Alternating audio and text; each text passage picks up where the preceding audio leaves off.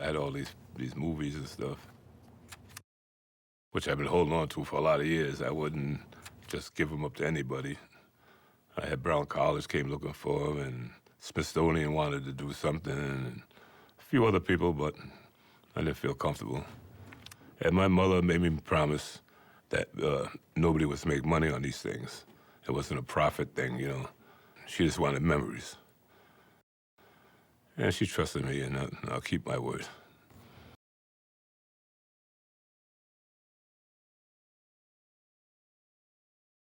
That's an unbelievable place as far as I'm concerned. I can leave here and cross that bridge, and I get a feeling that I'm as safe as I'm ever gonna be, and people cared about me. They cared about my family. There's nothing better than Fox Point as far as I'm concerned. The food, the church, the community, it was all there. Seeing these people all your life, in and out of their houses. No one locked their doors, knock and just walk in. And always something cooking. Mm-hmm. So what all three of you are telling me, my three favorite Musketeers, is that this was a community, but it was a way of life, that you all were born together and raised together. Oh, right. Is that right? You never saw kids that needed anything. Your mother got sick, the community took care of you. Never had key to the house because nobody was going to your house to steal from you because nobody had anything. Anyhow, we all were in the same boat. We were all broke, so nobody robbed for anything, but we helped. It was just one great community. As Harold says, that was the Cape Verdean community. Everybody took care of everybody, and the thing about it was that when you worked with your friends, you know? Your boss was your friend, and everybody was friends. And the thing about us is when the job was over, all us guys that worked together, we hung together. When I started dating Stevie, I was coming in as, of course, a stranger, with children, and I was a little leery how I would be accepted, how my children would be accepted.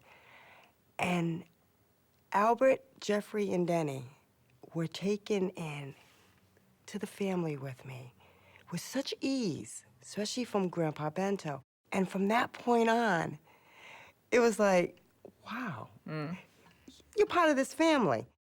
Fox Point is an area that goes from Gano Street up Wickerton Street, all the way down Wickerton Street into that Transit Street. Say I Street because I was born on I Street.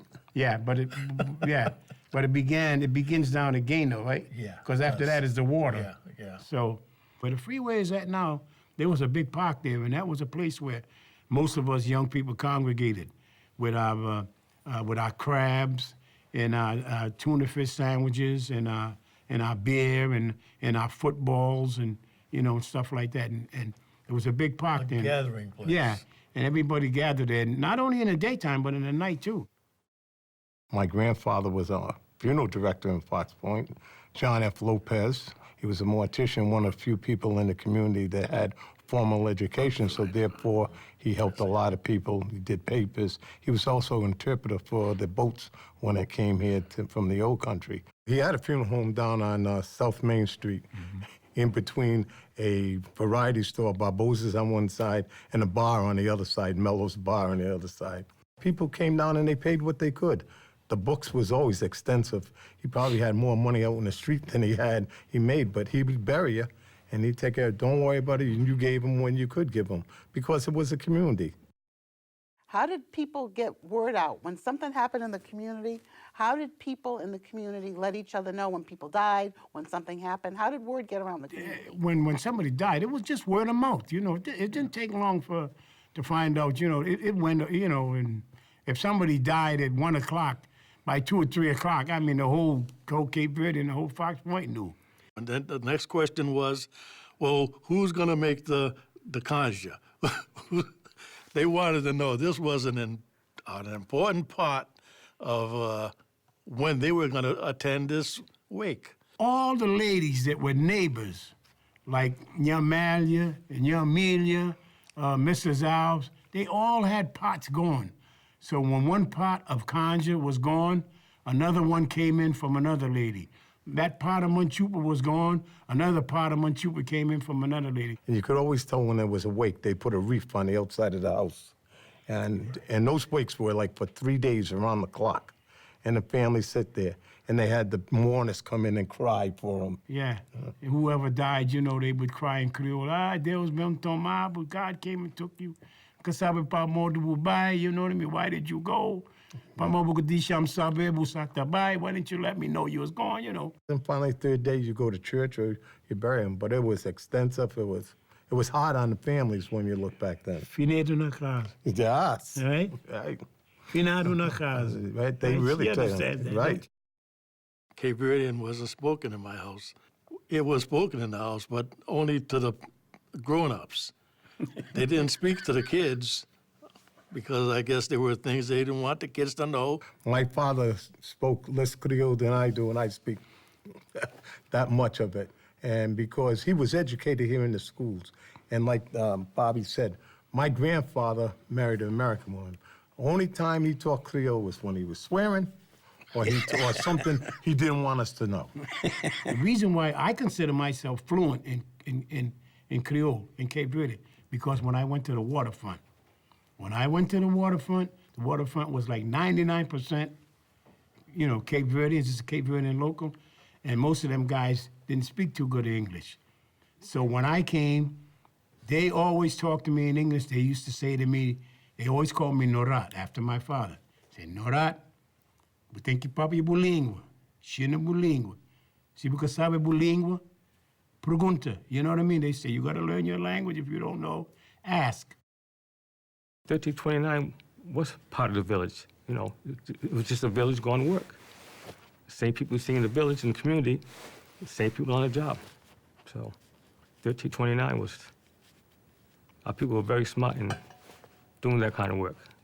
Almost every one of us that worked in 1329, especially as young guys like me and Robert and Paul and even Ronnie, we all had somebody that was a father or an uncle or a grandfather or a cousin or something that was there before us. When you left the waterfront, you went home, and the people that you left were the people you were dealing with at home. Friends, relations, relatives, this is who you were dealing with, the same people. So you took your niceness to the job, and you brought your niceness home with you. And everybody watched out for the next guy. I left and lived in California. I stayed there 4 years. I came back here. And soon as I got into Fox Point, there was a feeling in me that nobody will ever be able to take or chase away. And I feel that way anytime I go into Fox Point. If somebody died, the waterfront people pulled together. They were all there to support each other. If someone got married, everybody got invited to the wedding or whatever. No matter how small or how big, people just were there to support each other. Our community was very, very strong, very tight. In Fox Point, very, very strong. And I think they had people in power had to break that up. It was so strong. I think it was all done by design. And I noticed they started planting trees on South Main Street all the way up to Wicked Street. I said, just tell my friends, they're not planting them trees for us. Something's coming. And sure enough, they started on South Main Street, came all the way up South Main, up Wicked End, and sort of displaced people, raised the rents, condemned houses. They condemned the house I lived in, still standing. Now that the community's splitting, what is it that's going to keep us together, in your opinion? I don't really know. I don't know. I think that probably you have to just educate your kids and make them understand what happened in the past.